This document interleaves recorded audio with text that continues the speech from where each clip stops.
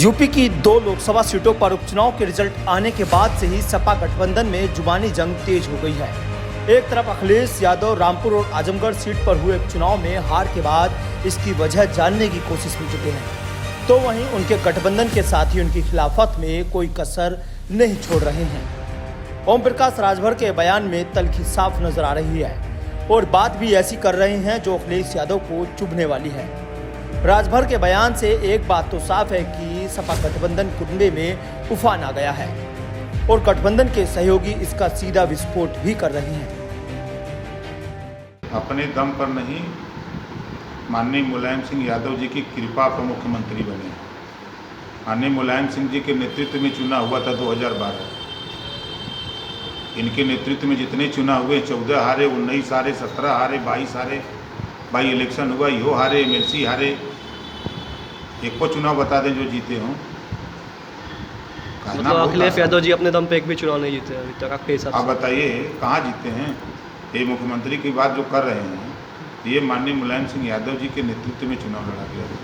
माननीय मुलायम सिंह यादव जी धरातल के नेता हैं। उधर संजय चौहान ने पहले सपा पर निष्क्रिय होने का आरोप लगाया था, लेकिन 2024 से पहले उन्होंने चुनाव पर विचार करने की भी बात कही थी, जिससे अब ये बात तो साफ है कि गठबंधन नेताओं में अविश्वास की आपसी खाई ही लगातार बढ़ती जा रही है और इसके पीछे गठबंधन के नेताओं का आपसी टकराव भी है।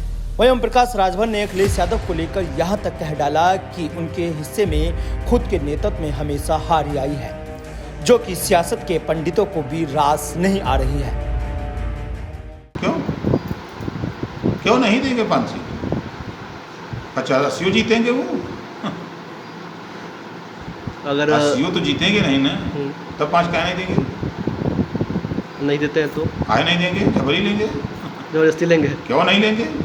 और अगर नहीं देते तो गठबंधन कैसे नहीं देंगे यार? क्यों नहीं देंगे? वो 80 सीट है, 80 सीट में वो 60 लड़े और सहयोगी दल के दे दें, सब लोग अपन लड़े मिले।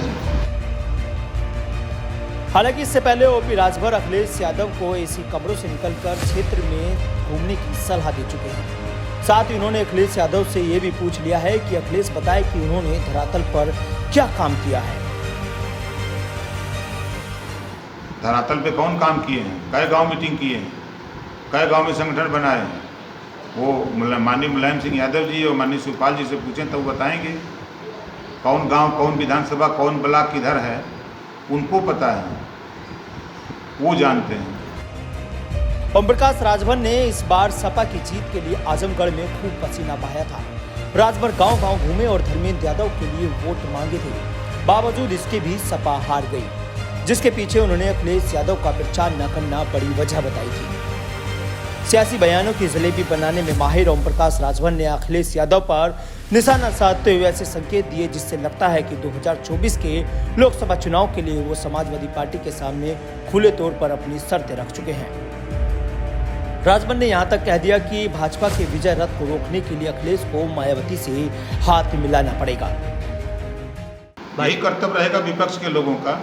मायावती जी अलग लड़े, अखिलेश अलग लड़े, हम अलग, सब लोग अलग अलग लड़े तो 80 जीत जाएंगे। आज तो अगर पिछड़े दलित का हित चाहते हैं लोग, चाहे वो मायावती जी हों चाहे अखिलेश जी हों, अगर ये वास्तव में हित चाहते हैं, संविधान बचाना चाहते हैं, आरक्षण बचाना चाहते हैं, पिछड़ों को, दलितों को न्याय दिलाना चाहते हैं, वंचितों को न्याय दिलाना चाहते हैं, प्रदेश में अमन चैन भाईचारा लाना चाहते हैं, तो मायावती जी को, अखिलेश जी को, सबको इकट्ठा होकर लड़ना चाहिए।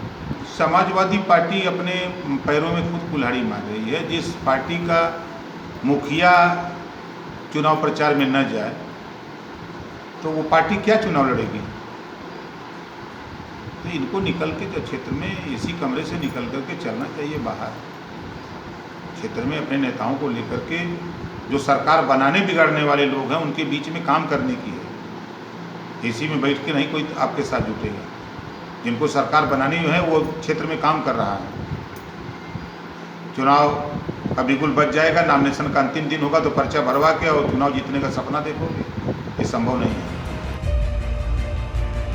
इससे साफ जाहिर है कि सपा गठबंधन में कितनी बेचैनी है और बेचैनी अब इतनी बढ़ चुकी है कि गठबंधन के नेताओं पर खुले तौर पर तंज कसा जा रहा है, जिस पर भाजपा भी जमकर चुटकी ले रही है।